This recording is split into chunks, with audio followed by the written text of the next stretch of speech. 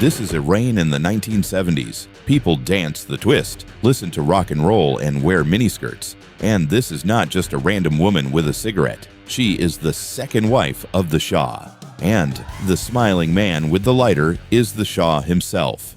But modern Iran looks very different. Today, the country's leader looks nothing like the rulers of that era. Women no longer wear bright miniskirts. Instead, they wear traditional Islamic clothing. And instead of practicing Western dancing or singing, some now practice something very different, sometimes even firearms. So how did a country that was moving toward Westernization and Americanization eventually turn into a strict Islamic republic? How did Iran go from being an ally of the United States and Britain to becoming one of the most isolated countries in the world? And most importantly, why are anti-government protests erupting in Iran again today? And where could they lead? Let's start with two very strange numbers. Almost 99%. What is that about? In 1963, the Iranian government held a referendum and asked its people a simple question. Do you support our amazing reforms? We are going to fight illiteracy and give everyone free primary education. Peasants will be able to buy land from landlords, and we will deal with the feudal past that has been holding Iran back. Women will receive many rights, including the right to vote. And of course, we will develop modern industries. And most importantly, we will move toward a bright Western future with our allies in the United States and Great Britain. So what did the Iranian people say? 99.9% confidently answered yes. Now fast forward 16 years. Iranian cities now look very different. Crowds of protesters smash government buildings, burn portraits of the Shah, and openly call for his death. And they literally pray to their spiritual Islamic leader, who had been exiled from the country for 14 years, but now leads the revolution from abroad. In the end, the Islamic Revolution wins. The Shah flees. And in 1979, another referendum is held with a very different question. Do you want to replace all this pro-American madness with women in miniskirts with a real and honest Islamic republic? You can guess the answer. 99.3% of voters say yes. At first glance, it seems simple. For 16 years, Iranian society moved along a strongly pro-Western path, became disappointed with it, and decided it wanted something traditional instead. Sounds logical. Logical, but not exactly. Iran's population in 1963 was about 23 million people, and only 5.5 million people actually voted for those pro-Western reforms. That is less than a quarter of the population, but the authorities announced that 99% supported them. Does that sound convincing? Of course. And by 1979, Iran's population had grown to 37 million people. And more than half the population, about 20 million people, voted for the Islamic Republic. But the authorities again preferred a more convincing number, 99%. Feel the pattern? In reality, both sides relied only on their most loyal supporters and did not really care about everyone else. But how did Iran first fall into the embrace of the collective West and then into isolation and sanctions? Iran, or historically Persia, was a monarchy for about 2,500 years before 1979, so it is obvious that traditions there run much deeper than sudden reforms. The last Shah came to power in 1941, exactly when Iran was occupied by Soviet and British troops. Why did they invade? Two reasons. First, oil. The Allied powers fighting Nazi Germany needed secure oil supplies, and Iran had plenty of it. To give you an idea, even today, Iran has about 2.5 times more oil than Russia or the United Arab Emirates, and 1/2 times more oil reserves than the United States. Globally, it ranks third behind only Saudi Arabia and Venezuela. The second reason was geography. During World War II, the Soviet Union received about 1/3 of all American Lend-Lease supplies through Iran, using the Trans-Iranian Railway. After World War II, Soviet and British troops eventually left Iran, but their appetite for Iranian oil did not disappear. Here is an interesting example. when an Iranian prime minister tried to nationalize the country's largest oil company, meaning returning Iranian oil to Iran. The Americans and British reacted quickly. They sent agents of influence, overthrew the government, and removed the disobedient prime minister. The oil company was divided between BP, Shell, and the major American oil companies, with a small share for the French. And what did Iran get? A 25-year contract and 50% of the profits. Some people might say that sounds fair. But remember, the oil was Iranian, yet foreigners came to pump it on their own terms. And to make sure no other Iranian prime ministers got creative ideas about taking their oil back, the West placed its bet on the Shah. He had behaved very obediently during the occupation, so let him rule. If the Iranian parliament got in his way, he could simply dissolve it. The main thing was that the system worked. Oil for the West, money for Iran, some technologies goes to Iran, and palaces for the Shah, because you know, he is the Shah, and the Shah must have palaces. At first glance, nothing seemed wrong. Using oil money, the Shah genuinely began modernizing Iran. Look at Tehran in the 1970s. It was even called the Paris of the East. Foreign cars filled the streets, Volkswagen Beetles, Ford sedans, stylish storefronts, bright clothes, fashion magazines with Iranian models on the covers. Women taught in schools and served in parliament. Hundreds of thousands of Iranians studied at Western universities.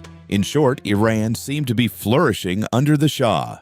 But in reality, not everyone benefited from this transformation. Iran in the mid-20th century was still mostly a rural country with low technological development. The Shah understood this and launched reforms. On one hand, agricultural productivity increased thanks to tractors and machines. But on the other hand, millions of peasants suddenly became unnecessary. When tractors appear, you do not need as many farm workers. So millions of poor Iranians moved to cities searching for a better life.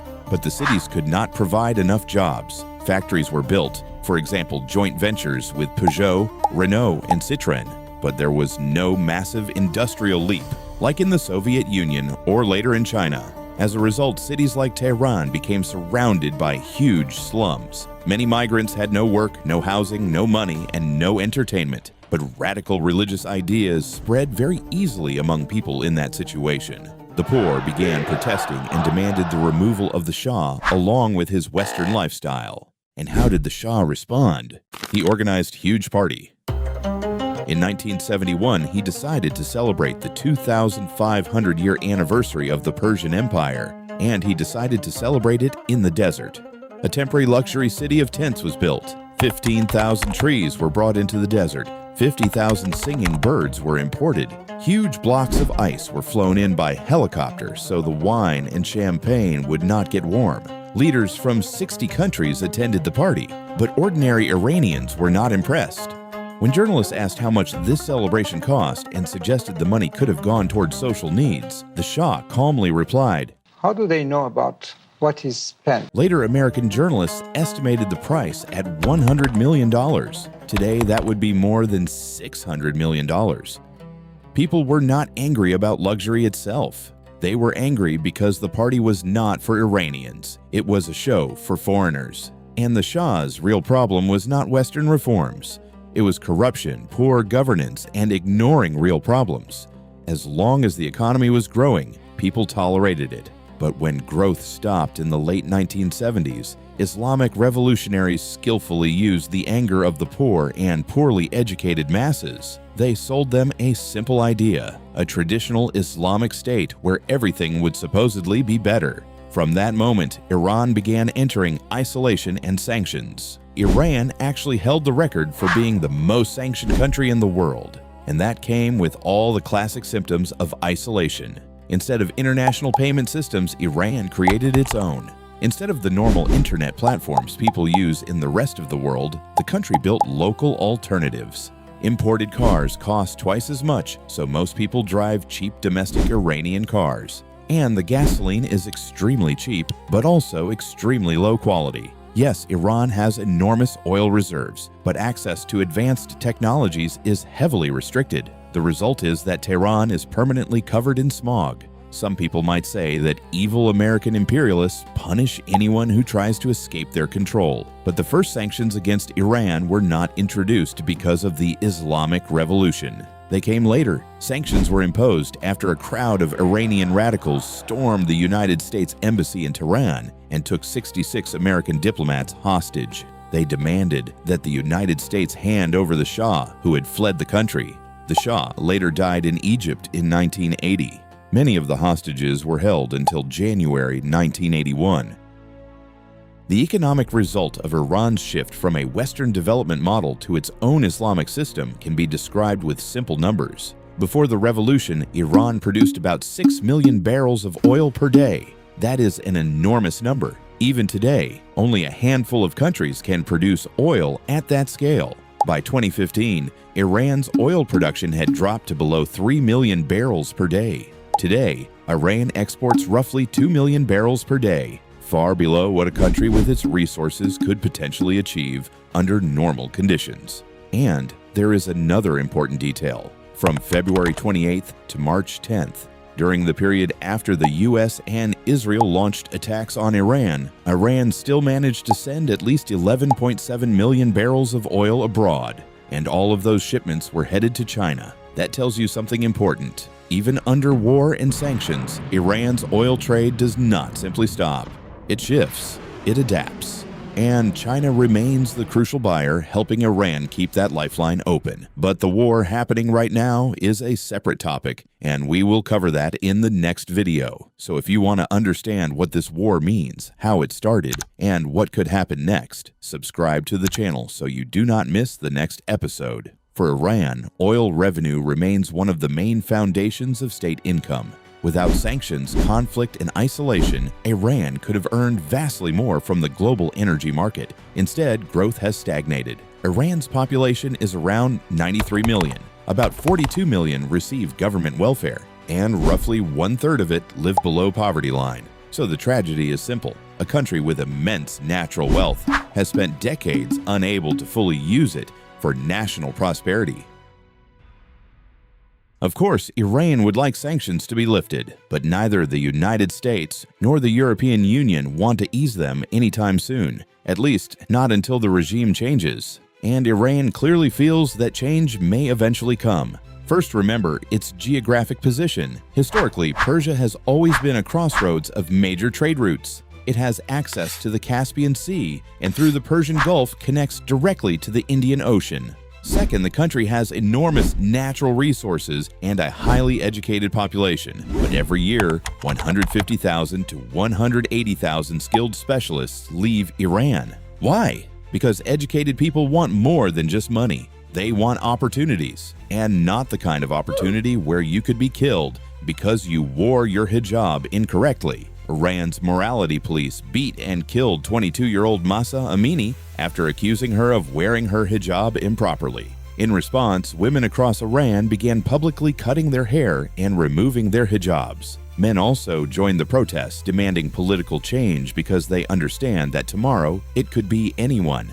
But governments rarely give up power voluntarily. Instead, authorities suppress protests using a well-tested strategy. For example, not long ago, the government suddenly tripled gasoline prices. People immediately went out into the streets. What did the government do? First, it blamed everything on foreign enemies. Then it shut down the internet for several days, sometimes even a week. Without communication, protests lose coordination.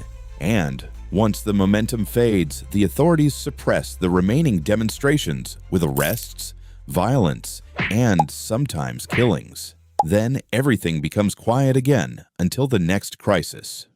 Another more recent protest happened in January 2026. The Iranian rial hit record lows, and inflation reached 42%.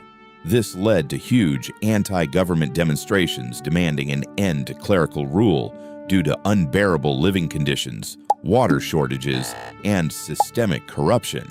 And the Iranian government finally listened to the protesters and took care of their problems. How? They got rid of the roots of the problem. The protesters. The Iranian government reports about 3,000 deaths, but human rights groups confirmed about 5,000 people killed, and the highest estimates go up to 36,000 deaths. We do not know which number is the most accurate, but covering up that many bodies would be extremely hard. The Iranian government again blamed foreign enemies and said that protesters had guns and killed several officers. So in the end, Iran becomes another example of a country trying to invent its own special path and repeatedly running into a dead end. The Shah tried to drag a conservative rural and deeply religious society toward a Western lifestyle, but he lost touch with reality and failed to notice that many people were still poor and many others simply did not want those changes. And remember, you cannot teach democracy to a hungry person. Today's leadership has the opposite problem. They are afraid to give more freedom to a society that clearly no longer wants to live in isolation. At some point, people must be given the freedom to make their own decisions. If you liked this video, please push the like button and leave a comment. We read every single one. Thank you. See you next time.